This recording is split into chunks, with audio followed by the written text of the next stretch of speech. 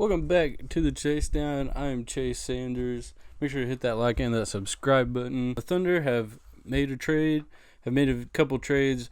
First one, we're sending Dennis Schroder over to the Lakers for the Lakers pick in this 2020 draft and Danny Green. I imagine Danny Green won't really play for the Thunder, but that's what we thought about Chris Paul, so who knows? It might flip him in the middle of the season or hopefully before the season starts, but you never know. I see people saying that we could have gotten a lot more for Dennis Schroder or we could have kept Schroder. But really what Schroder does is he takes the ball out of our young guys' hands, mainly Shea as of right now. And then even after this Chris Paul trade, take the ball out of Kelly Oubre's hands if the Thunder plans on keeping Kelly Oubre. But really, Dennis helps you win some more games than you would. And not sure that's what the Thunder want to do right now because besides the Houston picks that we have, the Thunder's most valuable picks are their own pick. But anyways, Dennis Schroder was high on the market. You didn't really want to send him to the Clippers because you have the Clippers picks. There wasn't much that really the Bucks could give you, and the Lakers were just probably first up to grab Dennis Schroder. They didn't want to wait on Rondo to sign a new deal. They didn't want to wait. They wanted to just get them a point guard, and I think Dennis can really help the Lakers. He's a good scoring point guard. His defense really improved last year. He's really quick. I think he's something that the Lakers didn't have, and that's an extra ball handler. Besides Rondo, for LeBron James to go take a break, and Dennis can take over a game. I mean, we've seen Rondo take over games, but I'm not sure if he can take over a game the way Dennis does. As much as he scores, he probably won't score as much over on the Lakers like he did in Oklahoma City, but I think he can really help that Lakers team and keep them right back where they were. If supposedly them pulling this deal makes me think they didn't feel like they were getting Rondo back. And so the Thunder get a first round pick to either keep and and this draft is kind of a weird draft. You can kind of stay where you're at and take a project guy or take a high risk, high reward guy, which is something that Presti likes to do. But you can also use the two picks that we have to move up in the draft and some of the players that we've gotten like Ricky Rubio, Danny Green, those type of guys. So speaking of Rubio, let's just get on to the Chris Paul trade because there's not really much to say about the Schroder trade that hasn't been said already. So the Thunder are sending Chris Paul and Abdul Nader over to the Suns for Kelly Oubre, Ricky Rubio, Ty Jerome, and Jalen Lecque, and a 2022 first round pick.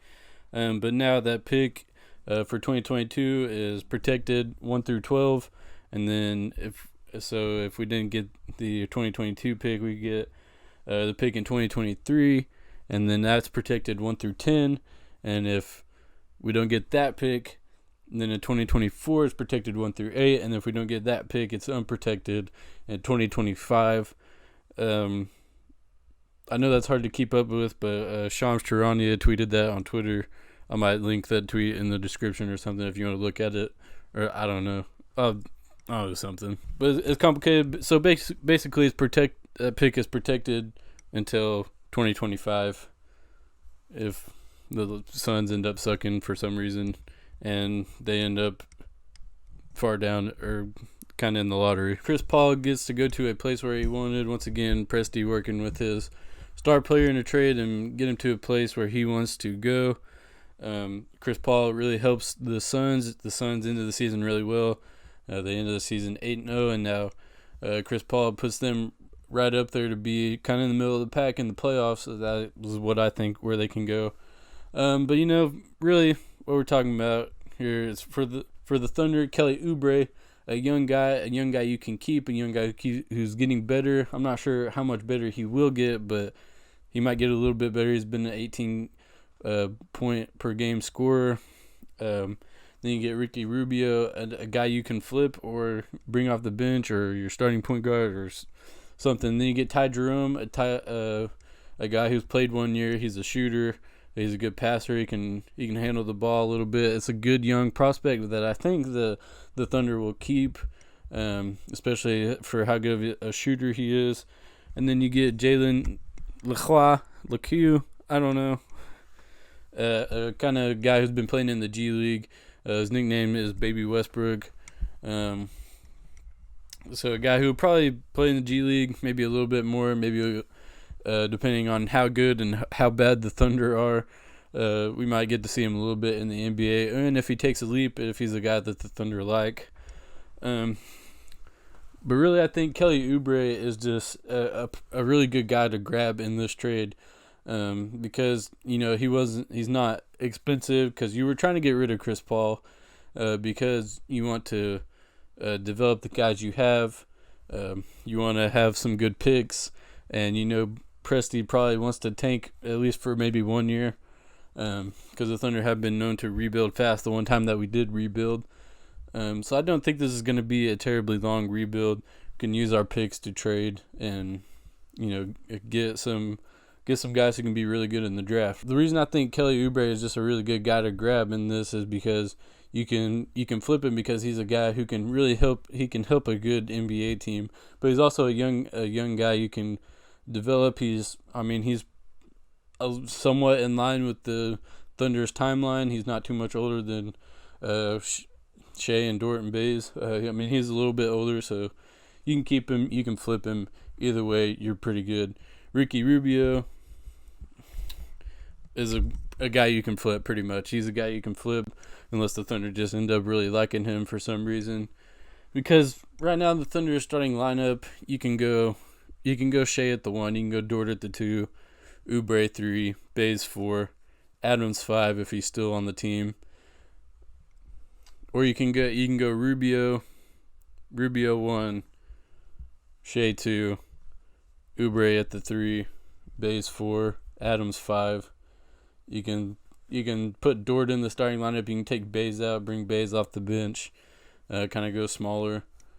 There's lots of different lineups you can play with there if they keep Rubio around, if you can't trade him right away, if you need to trade him in the middle of the season. Kelly Oubre is a guy that the Thunder can show off in the middle of the season and bring up his trade value. Not that it's not already pretty good. But I really like this trade for the Thunder. You're probably weren't gonna get much better. At least what I was thinking, you weren't gonna get much better out of the Bucks. But after seeing the Drew Holiday trade, I'm not sure how true that is. but you're not gonna get as many young guys. Some young guys who are already in the NBA. Some guys you don't have to draft. You already know somewhat what they can do. It's just guys you don't have to draft instead of picks. Is what the Suns give you over what the Bucks and the Lakers and anybody else could give you. Ty Jerome looks really good. He's a good 3-point shooter. He's a really good passer. He can shoot the 3-ball, man. I think what this trade does is, with Kelly Oubre is just he's a bucket.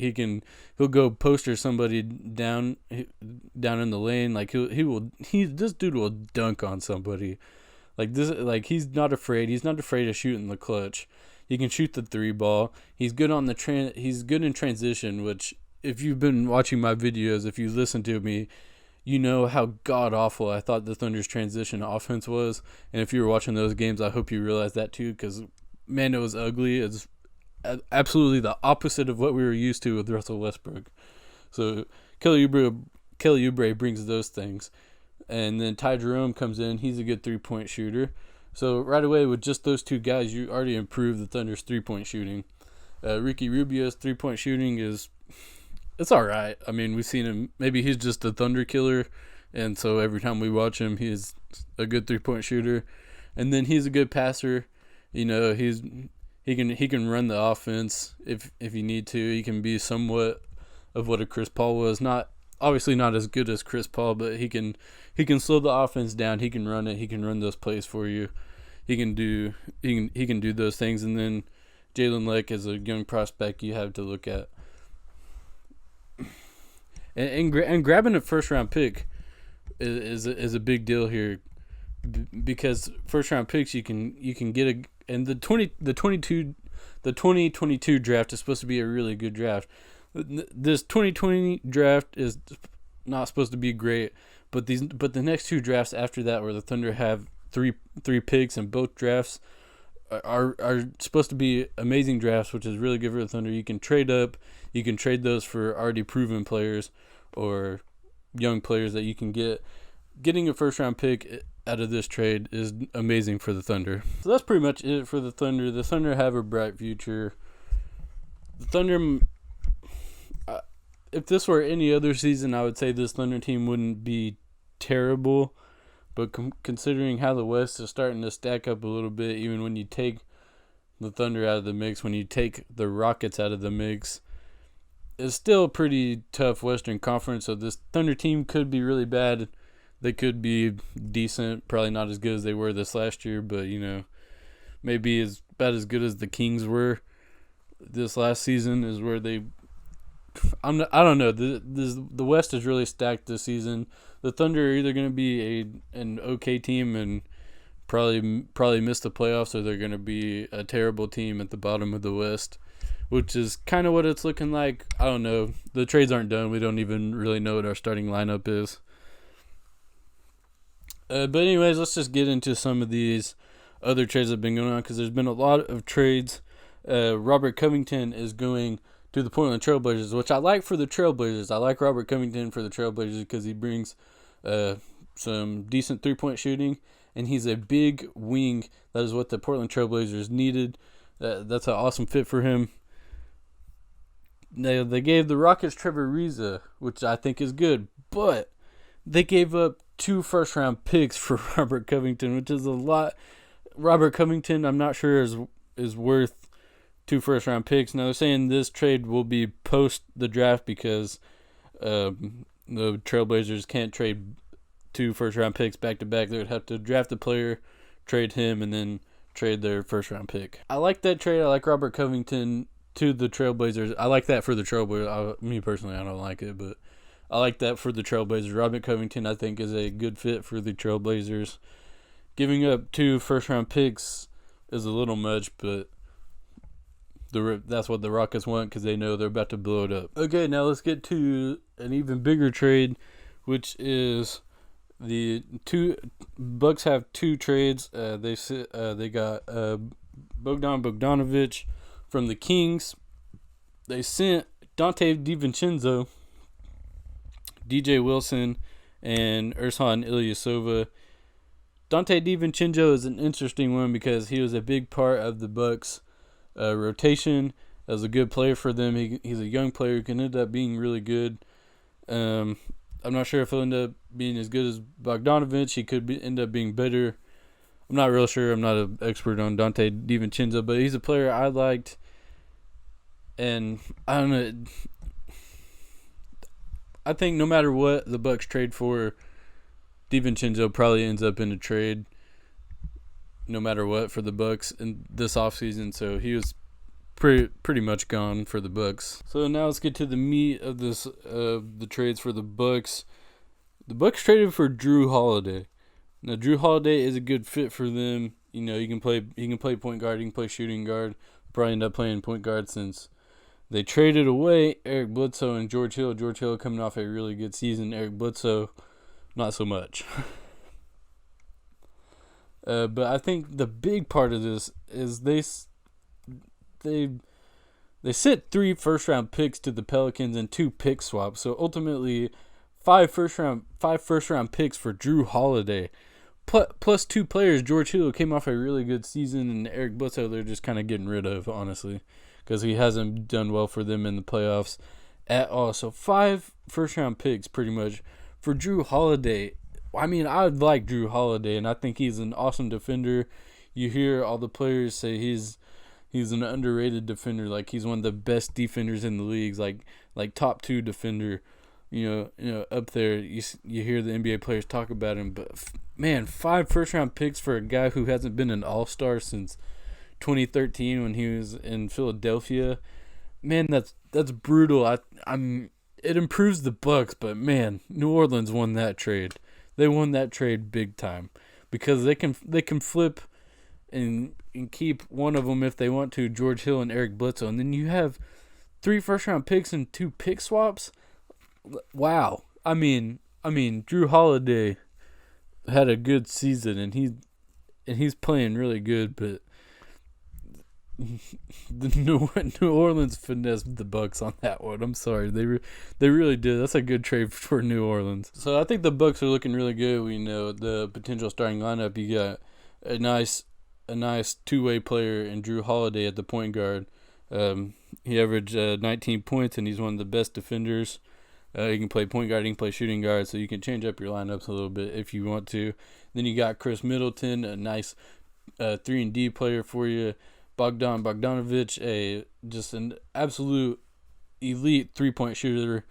He's a underrated ball handler, I think, and the dude's just a walking bucket, man. Like that he can score. He's a really good player, so I think the Bucks got a pretty good deal with that. They gave up DiVincenzo, and then you give up DJ Wilson, who's an okay young player for them. They might have liked to keep him, but he's a guy they can trade away. And Ilyasova, who's a guy who's kind of fallen in and out of their rotation a little bit. He's a nice player. I'm not sure what he'll do for the Kings. So Bogdanovic, a really nice pickup for the Bucks, and then you got Giannis at the 4 and Brook Lopez at the 5. That's a nice starting lineup, but now the Bucks got to work on their bench. I don't even know who they have left. Maybe Kyle Korver coming off the bench, I guess. I don't even remember who else they have. It's been a minute. But anyways, those are my thoughts on the trade. I think that's a nice trade for the Thunder, a nice trade for the Pelicans. Set up those other teams to win now, but the future looks bright. Be ready for some, late 2020s, some battles between the OKC Thunder and the New Orleans Pelicans. That's all I can tell you. It's gonna be brutal. The Thunder have all of the picks. The Pelicans have all of the picks. So the Thunder's rebuilding, and it's gonna be fun. It's gonna be fun. Anyways, guys, thank you so much for watching. Hit that like, hit that subscribe button. Comment down below what you want me to talk about or any kind of questions you have. Thank you so much for watching. Make sure to share it with everybody you know. We'll see you next time.